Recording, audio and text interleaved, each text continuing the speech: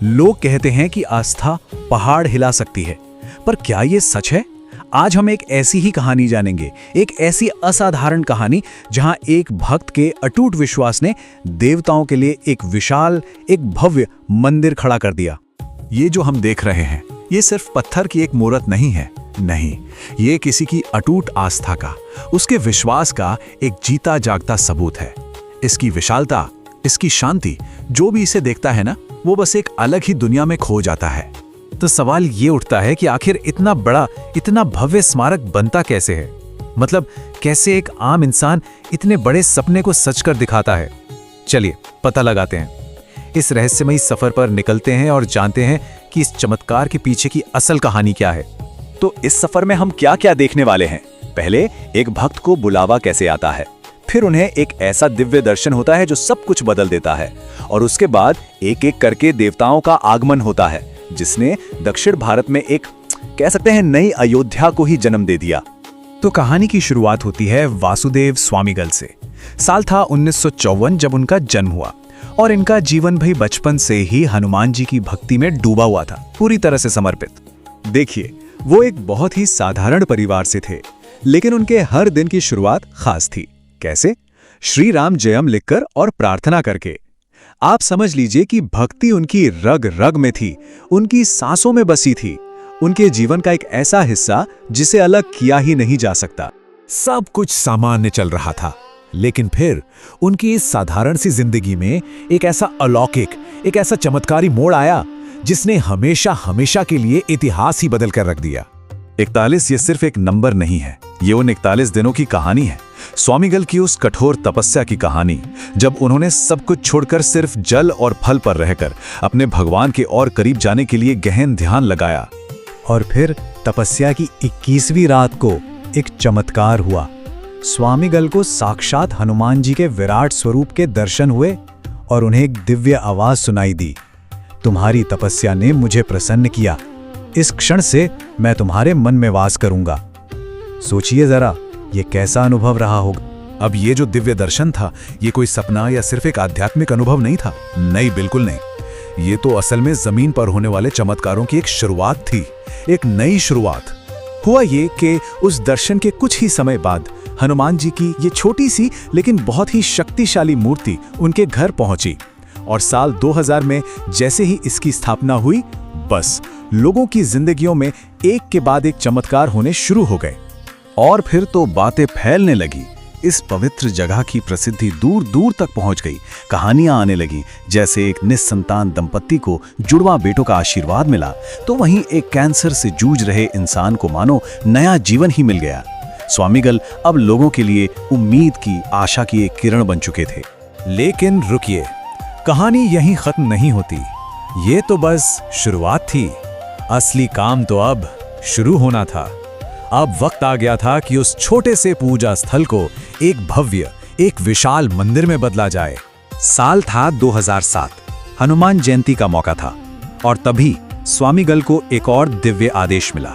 आदेश क्या था? कि हनुमान जी के उस विशाल विश्वरूप अवतार के लिए एक मंदिर बनाओ, उनके उस सार्वभौमिक रूप के लिए जैसा दुनिया ने पहले कभी न देखा हो। और बस यहीं से शुरू हुआ उस दिव्य दरबार को एक जगह इकट्ठा करने का काम। बड़ा ही दिलचस्प है ये देखना कि कैसे दिव्य आदेश पर एक एक करके सारे देवता उस पवित्र जमीन पर आते गए। तो देखिए, इसका एक क्रम था। सबसे पहले देवी माँ का आगमन हुआ, उनके बाद भगवान नरसिंह, और फिर भगवान राम का पूरा राज्याभिषेक दरबार सजा, और फिर आखिर में जिनके लिए ये सब हो रहा था, भगवान हनुमान की वो विशाल प्रतिमा स्थापित की गई। तो सबसे पहले आई देवी थायर, और यहां भी एक चमत्कार हुआ। भविष्यवाणी पहले ही हो चुकी थी, और ठीक उसी के मुताबिक मूर्ति के साथ साथ 5 पवित्र गायें भी वहां पहुंची। कमाल है ना? देवी मां के आने के बाद बारी थी भगवान नरसिंह की, और फिर भगवान राम के राज्याभिषेक का पूरा दरबार, उसे भी वहां सजाया गया। मतलब धीरे धीरे हनुमान जी के चारों ओर एक पूरी की पूरी दिव्य सभा तैयार हो रही थी। और फिर वो क्षण आया जब मुख्य प्रतिमा स्थापित हुई। इसकी ऊंचाई जानते हैं? 37 फीट, और कमाल की बात यह है कि इसे 41 फीट के एक ही विशाल पत्थर को तराश कर बनाया गया था। यह वाकई में एक अद्भुत, एक बेजोड़ कलाकृति है। अब सोचिए, इतनी विशाल प्रतिमा को मंदिर तक लाना कोई छोटा मोटा काम तो था नहीं। ये तो अपने आप में एक त्योहार जैसा था। इससे 54 पहियों वाले एक बहुत बड़े ट्रक पर लाया गया और पूरा का पूरा गांव इस नज़ारे को, इस भव्य जुलूस को देखने के लिए सड़कों पर आ गया था।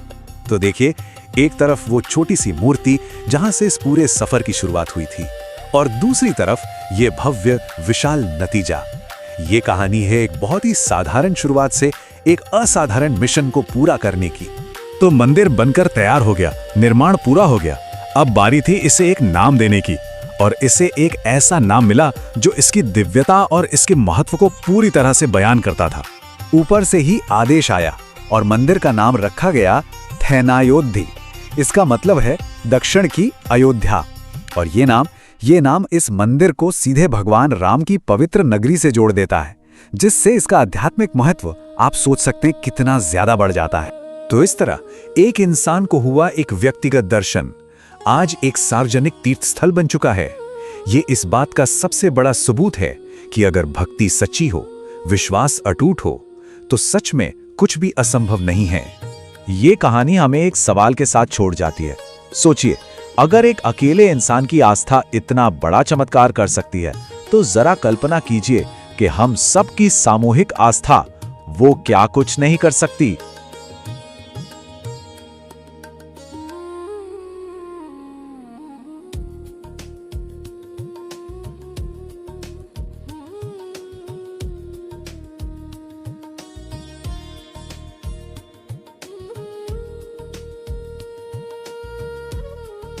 नमस्ते। आज हम सब मिलकर एक ऐसी दिव्य जगह के सफर पर चल रहे हैं जहां उत्तर की अयोध्या का माहौल, उसकी पूरी की पूरी आस्था दक्षिण भारत में जीवंत हो उठती है। जी हां, हम बात कर रहे हैं श्रीरंगम के पास मेलूर में बसे अद्भुत थेन अयोध्या मंदिर की, जिसे प्यार से दक्षिण अयोध्या भी कहा जाता है। और इस मंदिर में कदम रखते ही एक ऐसी चीज है जो हर किसी को हैरान कर देती है। वो है यहाँ की 37 फुट ऊंची विशालकाय हनुमान जी की मूर्ति। और सबसे बड़ी बात, ये एक ही पत्थर को तराशकर बनाई गई है। तो चलिए इस अनोखी जगह की कहानी में और गहरे उतरते हैं। तो अगर इस अद्भुत जगह पर जाने का मन बन रहा है, तो सबसे पहले ये जानना जरूरी है कि वहां तक पहुंचना कैसे है। चलिए रास्ते की बात करते हैं। ये मंदिर श्रीरंगम के मेलोर गांव में है। लोकेशन बहुत आसान है। कावेरी पुल से करीब 7 किलोमीटर और श्रीरंगम रेलवे स्टेशन से बस 5 किलोमीटर। यहाँ आने जाने के लिए शेयर ऑटो भी आराम से मिल जाते हैं। और हाँ, यहाँ आने वालों के लिए मिनी बस की भी अच्छी सुविधा है। स्क्रीन पर श्रीरंगम से मेलूर जाने और वहां से वापस आने की पूरी टाइमिंग दी गई है, तो अपनी यात्रा की प्लानिंग करने में कोई परेशानी नहीं होगी। चलिए अब बात करते हैं मंदिर के मुख्य आकर्षण की, भव्य विश्वरूप आंजनेयर की उस विशाल मूर्ति की जिसकी हम बात कर रहे थे। जी हाँ, पूरे 37 फीट। जरा सोच कर देखिए, जब कोई इस प्रतिमा के सामने खड़ा होता होगा तो कितना भव्य और प्रभावशाली नजारा होता होगा। ये वाकई आस्था का एक जीता जागता स्मारक है। और इसके बनने की कहानी तो और भी ज्यादा हैरान करने वाली है। इस मूर्ति को 41 फुट के एक ही पत्थर से बनाया गया, जिसमें 4 फुट का आसन भी शामिल है। और सोचिए, इसे यहाँ तक लाने के लिए 54 पहियों वाले एक स्पेशल वाहन का इस्तेमाल हुआ था। सचमुच ये इंजीनियरिंग और भक्ति का एक कमाल का संगम है। और भक्ति का ये संगम यही नहीं रुकता। हर महीने मूल नक्षत्र के दिन, जो हनुमान जी का जन्म नक्षत्र माना जाता है, इस विशाल मूर्ति पर विशेष अभिषेक और बहुत ही सुंदर श्रृंगार किया जाता है। चलिए अब इस मंदिर के दूसरे जरूरी गर्भगृहों यानी सानिध्यों के दर्शन करते हैं। यहाँ एक बहुत ही अनोखी और दिलचस्प कहानी है। ऐसा माना जाता है कि हनुमान जी के कहने पर यहाँ माँ लक्ष्मी, जिन्हें थायर कहते हैं, उनकी मूर्ति की स्थापना भगवान राम से भी पहले की गई थी। ये इस मंदिर के इतिहास में उनके खास स्थान को दिखाता है। और ये है वो पवित्र दृश्य जो इस मंदिर की पहचान है, भगवान राम का राज्याभिषेक, जिसे पट्टाभिषेकम कहते हैं। यहाँ भगवान राम, माता सीता, लक्ष्मण, भरत और शत्रुघ्न के साथ सिंहासन पर विराजमान हैं।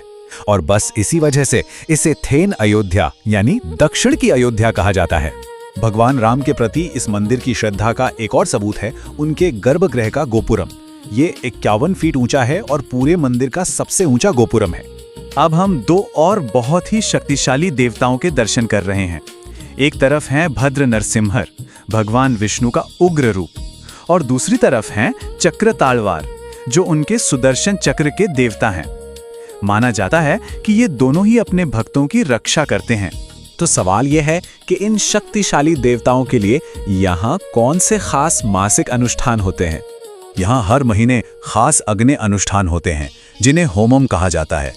महीने के दूसरे शनिवार को श्री सुदर्शन होमम और चौथे शनिवार को श्री लक्ष्मी नरसिंह होमम किया जाता है।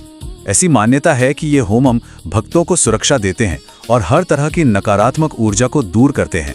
अच्छा, मंदिर की बनावट और मूर्तियों से आगे बढ़कर अब महसूस करते हैं इसकी जीवंत आत्मा को, यहाँ की पूजा और परंपराओं को। मंदिर में भक्ति को जाहिर करने का एक बहुत ही सुंदर तरीका है अलंकारम, मतलब सजावट।